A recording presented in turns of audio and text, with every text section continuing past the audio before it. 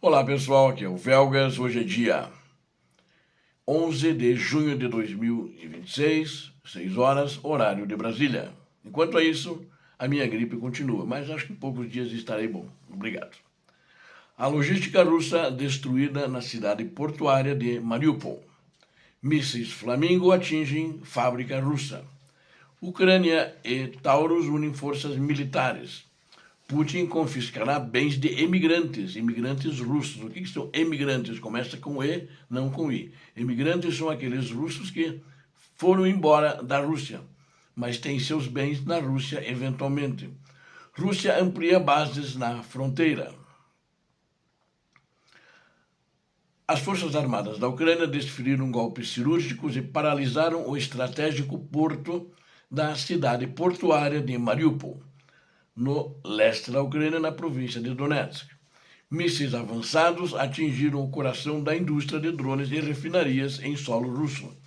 A indústria de defesa ucraniana firmou uma aliança histórica com os fabricantes de mísseis Taurus.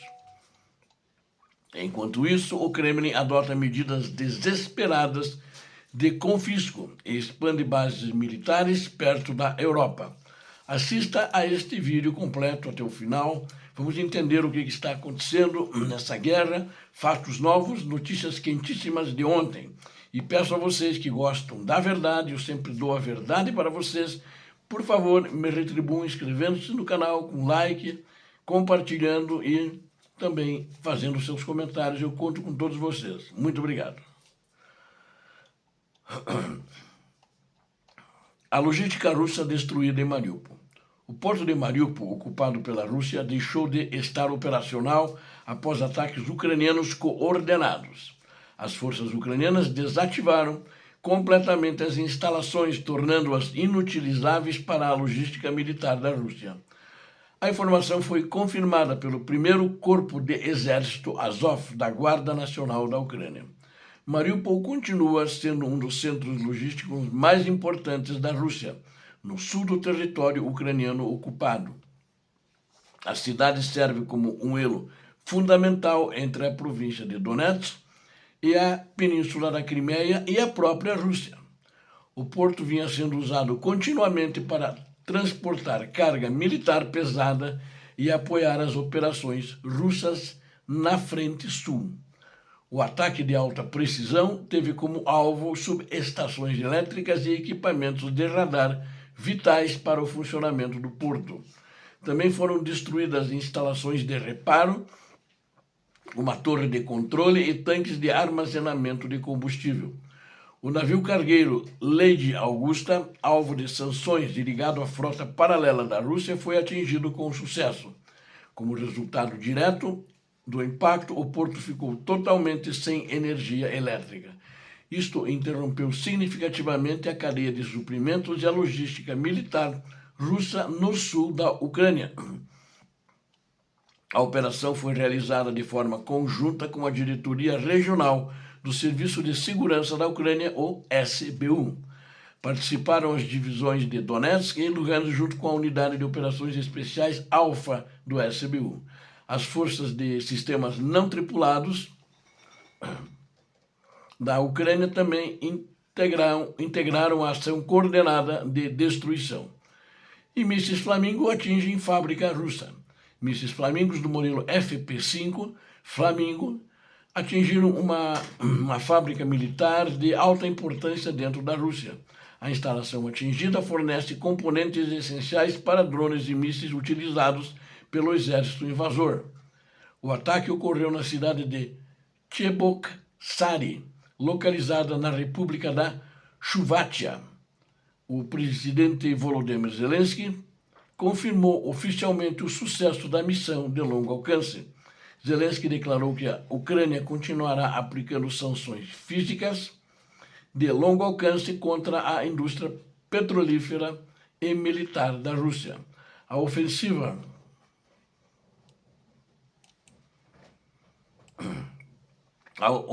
contra Cheboksary fez parte de uma operação ucraniana muito mais ampla. A refinaria de petróleo de Kuibychev, na região russa de Samara, também foi severamente atingida. Este alvo está localizado a mais de 900 quilômetros de distância da linha de frente. Duas instalações de infraestrutura petrolífera na região russa de Vladimir foram alvejadas também na mesma noite, ou seja, na noite de ontem. Nesta região de Vladimir, situada onde estavam esses dois alvos, a 700 quilômetros de distância das posições ucranianas. O Estado-Maior da Ucrânia identificou o alvo exato em Cheboksary como a fábrica da VNIR Progress. Os grandes incêndios foram confirmados e registrados nas instalações da empresa após a explosão, o impacto dos mísseis. A fábrica Progress já sofria sanções da Ucrânia e dos Estados Unidos e da União Europeia. A empresa russa produz receptores de navegação por satélite e dos avançados antenas do tipo Cometa. Ou seja, espero que não produz mais, produzia, né? Estes componentes equipam os drones de ataque Shahed e mísseis de cruzeiro do tipo Calibre. Também são usados em mísseis balísticos Iskander-M, em bombas aéreas guiadas contra civis. O governador da República da Tchuvaktia, Oleg Nikolaev, admitiu que o ataque deixou 3 pessoas feridas. A Ucrânia e a empresa que fabrica os mísseis Taurus unem forças militares. A empresa de defesa ucraniana Armor uniu forças com a gigante fabricante de mísseis europeia, MBDA, é uma empresa alemã. As duas empresas iniciaram uma parceria estratégica para desenvolver novos sistemas de ataque profundo. O objetivo principal também inclui a criação de tecnologias avançadas de combate a drones. A MBDA é uma multinacional europeia amplamente conhecida pela produção de sistemas de armas complexos. A empresa é responsável direta pela fabricação do míssil de cruzeiro, o míssil alemão de longo alcance Taurus da Alemanha. A Ukrainian Armor e a MBDA assinaram um memorando de entendimento formal na Feira de Berlim. A assinatura marca o primeiro passo para garantir a autonomia tecnológica e militar da Ucrânia. O documento foi assinado por Vladislav Belbas, em nome da Ukrainian Armor, e Thomas Gottschalk, diretor-geral da MBDA Alemanha. O acordo estabelece uma estrutura sólida para a cooperação de longo prazo e compartilhamento de conhecimento técnico. A MBDA afirmou estar empenhada em apoiar ativamente a indústria de defesa dentro da Ucrânia, o que é muito bom, e a Ucrânia com isso, com essas parcerias e com essas joint ventures, vai cada vez se capacitando muito mais nesse mercado de armamento, inclusive para a sua própria defesa. E o ditador da Rússia, Vladimir Putin, enquanto isso, fez uma lei que vai confiscar bens de russos emigrantes, ou seja, russos que moravam na Rússia e foram embora da Rússia, ou temporariamente ou definitivamente. O ditador russo Vladimir Putin sancionou uma nova lei de confisco de bens de cidadãos russos. A medida atinge diretamente os russos que se mudaram para o exterior, que emigraram e criticam o governo. Quer dizer, está no exterior, criticou o governo, vai ter seus bens confiscados. O documento legal entrará em vigor a partir do dia 1º de setembro.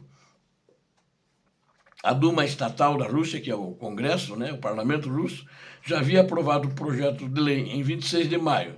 Os russos residentes no exterior poderão perder todas as suas propriedades com base em 10 artigos diferentes. O Código de Infrações Administrativas será usado como ferramenta de perseguição política contra dissidentes. É a Rússia soviética, é a Rússia de Stalin. As acusações incluem a suposta violação das normas que regem os chamados agentes estrangeiros.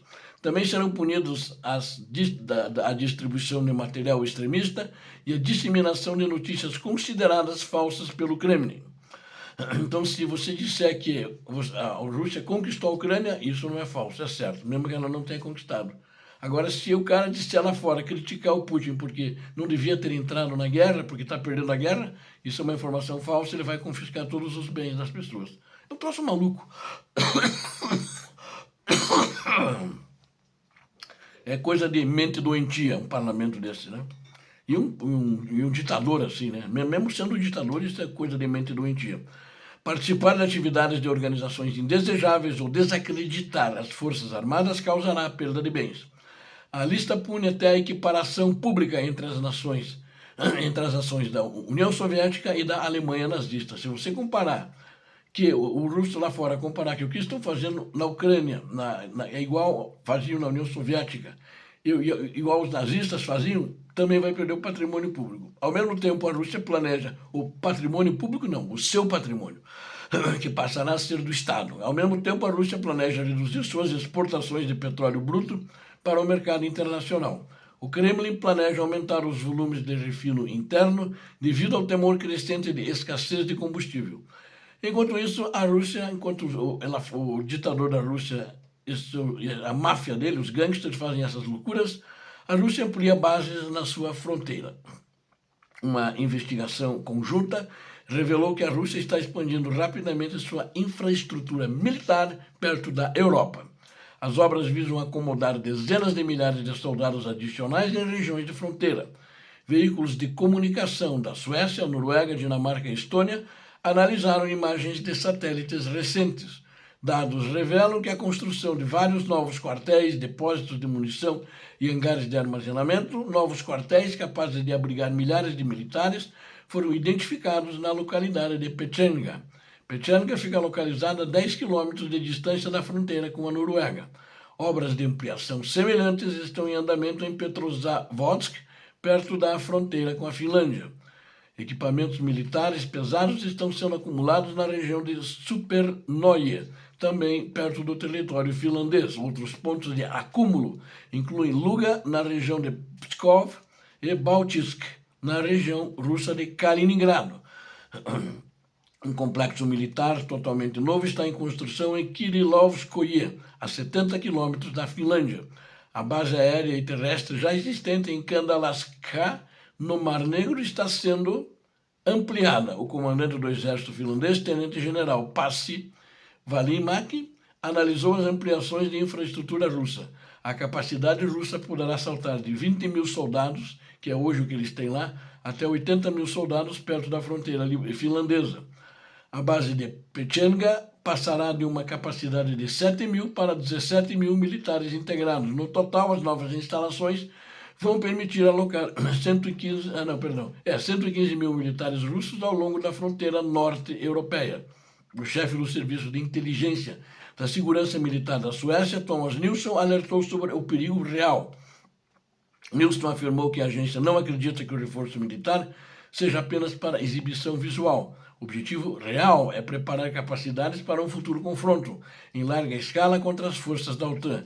Especialistas acreditam que as tropas russas ocuparão essas bases até o fim da fase ativa na Ucrânia.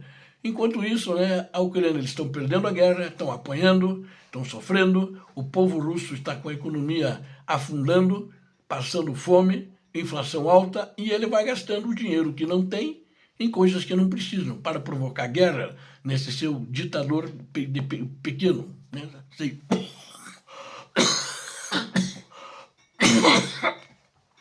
De fato, é uma mente doentia. Ele e todos os que governam com ele. O Major-General Brian Nissen, comandante da OTAN, afirmou que o risco atual é baixo enquanto a Rússia estiver ocupada na Ucrânia. Contudo, Nissen alertou que a situação mudará rapidamente se houver qualquer pausa nos combates da Ucrânia. O chefe da defesa da Noruega, Erik Kristoffersen, confirmou que a ameaça militar aumentará caso os planos russos se concretizem. Para nós finalizarmos, as ações ucranianas demonstram que nenhuma infraestrutura russa está salva, segura contra ataques de precisão, como eu relatei neste vídeo aqui para vocês. A inutilização do porto de Mariupol desarticulou as linhas de suprimento no sul do território. As linhas de suprimento da Rússia. No plano tecnológico, as novas alianças de produção de mísseis de longo alcance vão aumentar e melhorar a superioridade estratégica e tática ucraniana. A resposta do Kremlin, com leis de confisco e expansão de bases, mostra o terror que o Kremlin sente do seu próprio povo. Ele está isolado e, com isso, ele também passa a terrorizar o seu povo. E a Ucrânia, com isso, segue firme, com capacidade de inovação e competência em combate. Obrigado a vocês que assistiram esse vídeo, conto com vocês, preciso de vocês inscritos no canal. E também deem o like, compartilhem e façam seus comentários. Peço a Deus que abençoe a todos vocês, a Deus que abençoe a Ucrânia, a Deus que abençoe o Brasil. Paz e bem, paz para toda a humanidade. Muito obrigado.